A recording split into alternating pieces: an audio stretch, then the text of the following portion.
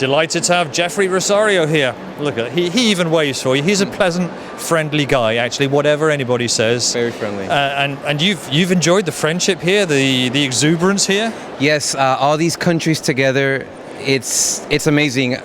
I've been telling people that when I first got on the plane to come to this conference, I thought that the church in Europe is small, because I visited individual countries, but here I come here and it looks like this is far bigger, a bigger family than I thought.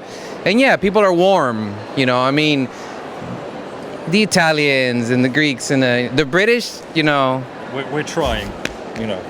Yeah, they're warm too. We have learned. They're warm too. I'm friends with an Italian who's hiding behind the camera. Yeah, he's very warm. Yeah, so Yeah. and the weather's warm. Very warm. But coming here, I mean, it's a very different culture than what you're used to, and it's actually quite a mixed culture. How do you prepare a message for this kind of group? Yeah, the answer to that is I have no idea. That's actually one of the challenges when you think of coming to a place like this, is how do you relay this in a way that's relevant to all of these different cultures present? Even the choice of words, they're using translation, like live translation. And even in preparation, you're thinking, if I say it this way, how will the translators, you know? So it's a challenge, but it's awesome. And what I walk away with is knowing that at the end of the day, the gospel is relevant, the everlasting gospel is relevant to all cultures. We're all dealing with the same things, with the same challenges, maybe different clothes, but the same, at the core, the same challenges. And I think the gospel speaks to that regardless of culture. So that's a takeaway for me.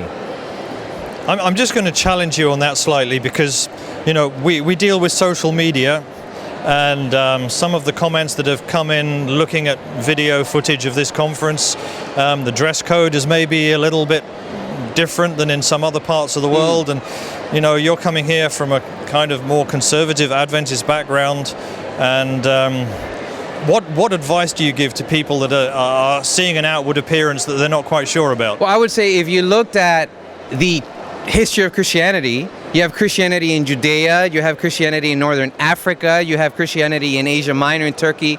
Christianity looks different in different places. I think at the core of it, what unites us is the message, what unites us is Christ, but there is wiggle room for the expression of that message, right? So I don't have any specific counsel for people who look at the dress code. I personally take pleasure in seeing the various ways that Christianity is expressed in. Even the music, right? We have different groups from different countries that are leading out in music, and that's different. So, I don't know. I kind of take an easy route to that. Yeah, and I guess the pleasure that I take is, however they come, they're here.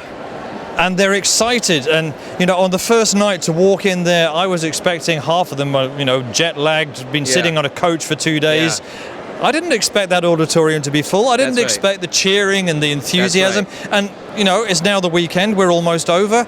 That enthusiasm's still there. They're going to the workshops. They're crazy. I just now left a workshop, well attended, and I have no idea why they're there, because I'm exhausted. And I tell them, if I was you, I would not be here. I'd be in bed in my hotel. So very impressive.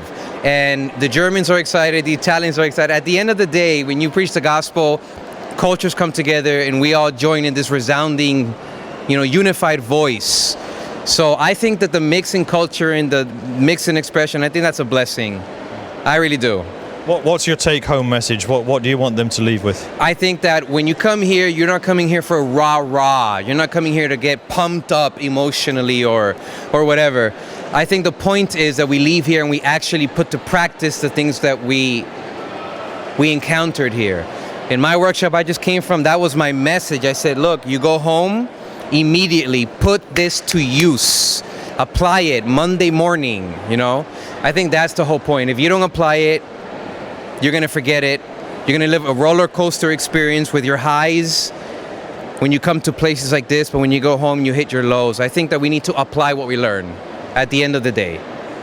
And we've enjoyed having you here. It appears the youth have enjoyed having you here. They're going to your workshops at least, and you're not allowed to sleep. If they're foolish enough to invite you in next time, 4 years' time, would you would you consider it, or you say, man, I'm too old for this? Well, the thing is, I don't know if I'll be alive that far out into the future. I do kind of feel old, but 100%, I'm into it 100%. This is a blessing and something I would take joy in being a part of. Great to have you here. Thanks for coming. Have a safe journey home and keep sharing Jesus. Thank you.